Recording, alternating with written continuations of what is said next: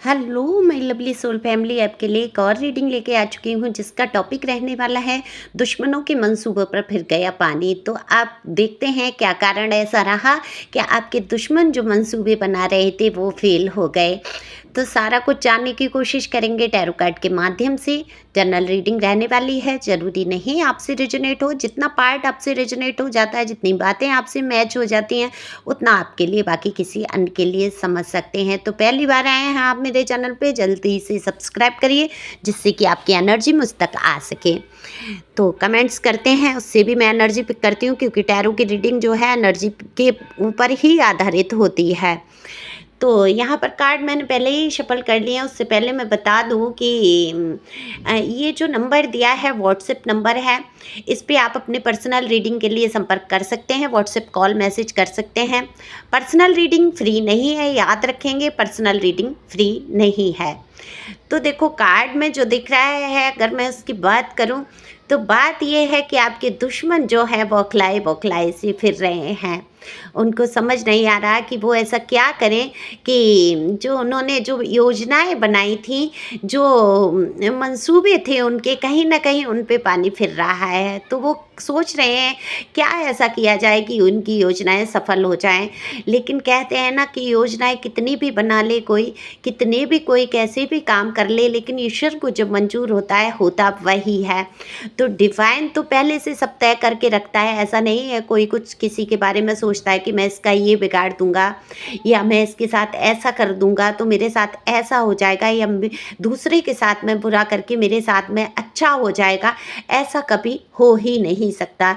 लेकिन आपके दुश्मन जो है बड़े बड़े मंसूबे बना रहे थे, अपने जीवन में खुशहाली लाना चाहते थे, आपसे पीछा छुड़ाने के लिए हर भरपूर वो कोशिश की जिससे कि आपसे पीछा छूट जाए।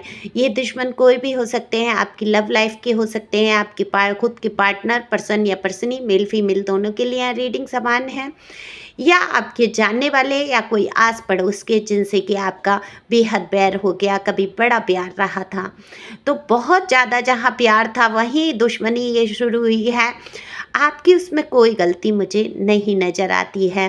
देखो आपने तो कोई गलती नहीं की, आप सच्चे मन से रिश्ता निभा रहे थे, साथ दे रहे थे, हर संभव कोशिश कर रहे थे। आपने कितनी ही ना मुश्किल उठाई इस रिश्ते को सुलझाने में, संभालने में। आज भी कहीं ना कहीं आप प्रयास करते हुए मुझे नज़र आते हैं। हर रिश्ते को आप मान सम्मान देना जैसे कि आपके आदत में आ चुका है। आप बहुत मेहनत करते हैं, घर का काम हो, बाहर का काम हो, कहीं का भी हो, या वो रिश्तों पर ही काम करना हो, आप बहुत मेहनत करते हैं।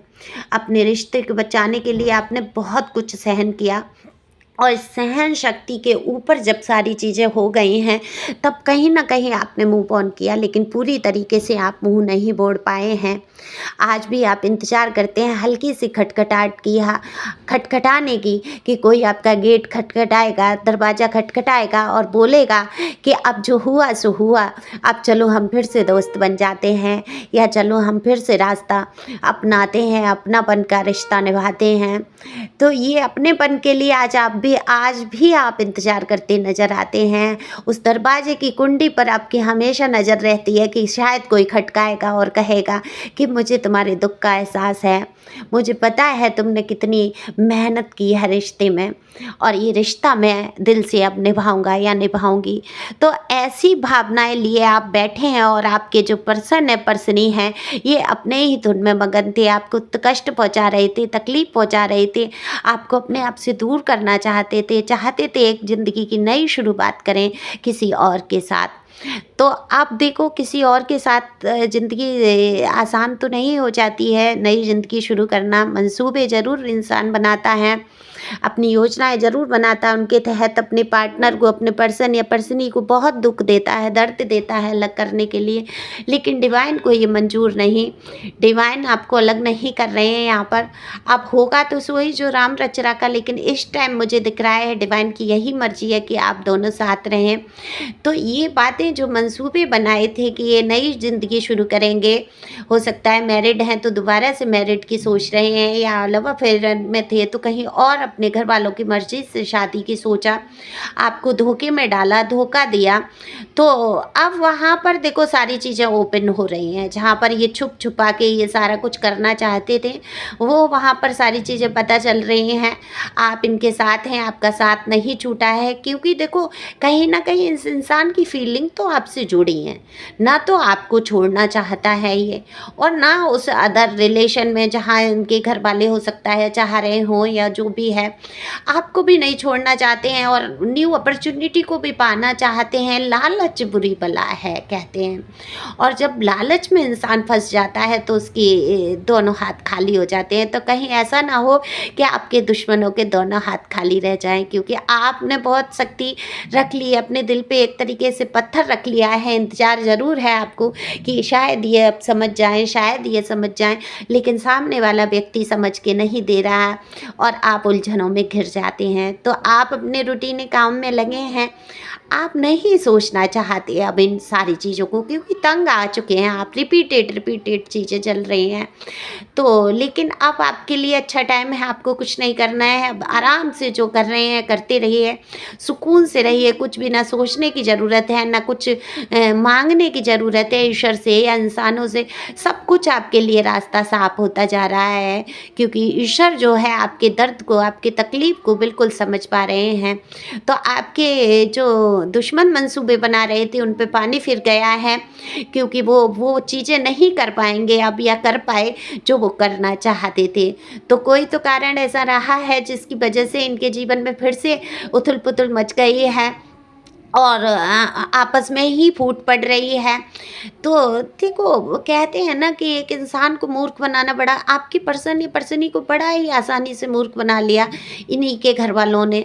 इन्हीं के घर वाले आपके पर्सनी के दुश्मन बन बैठे, और आपके पर्सन और पर्सनी जो भी रहे वो आपके दुश्मन बन बैठे। थोड़ी-सी नासमझी, थोड़ी-सी इनमैच्योरिटी के कारण, ईगो और घमंड के कारण इन्होंने आपसे ही दुश्मनी मान ली।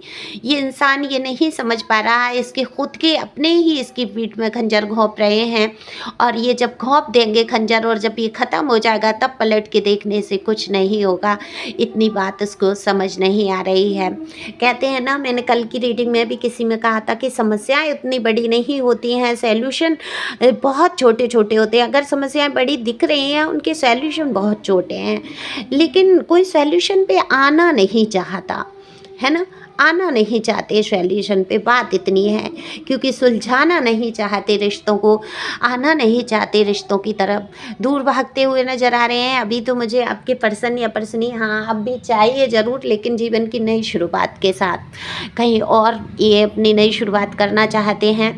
पूरी तैयारियां एक तरीके से करे बैठे हैं, लेकिन कोई रोड़ा, कोई अड़ंगा ऐसा अटका है, कोई लीगल इशू हो सकता है जिसकी वजह से ये ऐसा नहीं कर सकते। हो सकता है आप लोग दोनों आपस में मैरिड हो, तो बिना कहते हैं ना कि ये तो लीगल मुद्दा हो जाएगा, कहीं अदर रिलेशन में चले गए, शादी कर ली तो ये भी एक मुद्दा आके खड़ा हो रहा है। ये नहीं कर पाएंगे अभी फ़िलहाल, लेकिन अगर आप इनको पूरी तरीके से छोड़ देते हैं तो बिल्कुल ये पूरी तैयारी में है कि ये अपना आगे का जीवन अलग बिताएं। ये आपके बारे में उतना सोचते हुए नज़र नहीं आ रहे हैं।